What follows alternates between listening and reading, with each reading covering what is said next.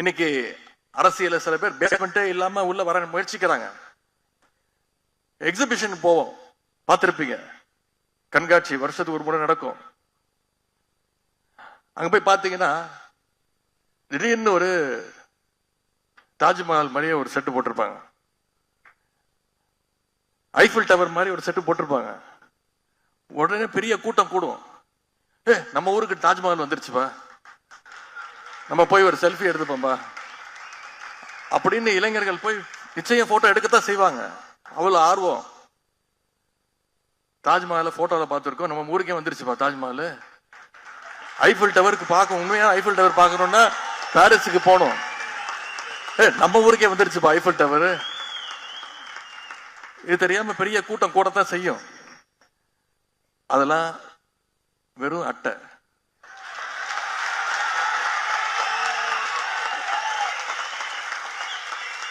அதற்கு எந்த விதமான அஸ்திவாரமோ கொள்கையோ கிடையாது. சும்மா தட்டுனா போதும்,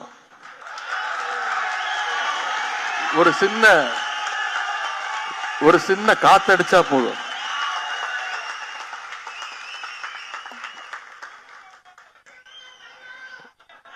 அவங்களுக்கெல்லாம் சொல்லிக் கொள்வது, திராவிட முன்னேற்ற கழகங்கிறது தியாகத்தாலும் போராட்டத்தினாலும் உருவான இயக்கம்.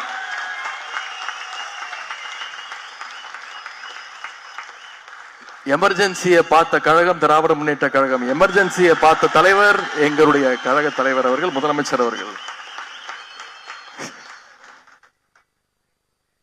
எமர்ஜென்சி காலத்துல இன்னொரு விஷயம் நடந்தது, குறிப்பிட விரும்புகின்ற, பதிய வைக்க விரும்புகின்ற இளைஞரணி தம்பிமார்களையும் தெரிஞ்சுக்கணும். எமர்ஜென்சி காலத்துல ஒன்றிய அரசு என்ன பண்ணுச்சு, மாநில கட்சிகள் எல்லாம் தடை செய்யணும், பேன் பண்ணணும் அப்படின்னு முடிவெடுத்தாங்க. உடனே அண்ணா திராவிட முன்னேற்ற கழகம் என்ன தெரியுமா பண்ணாங்க, கட்சி பேரை மாத்திட்டாங்க.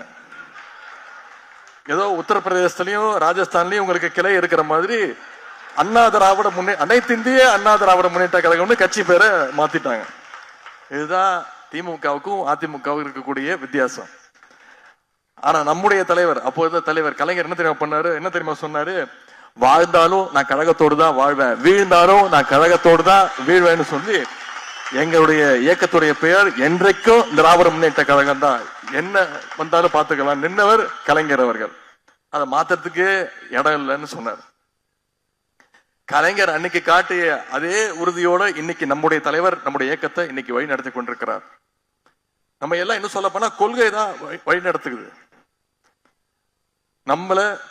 கொள்கை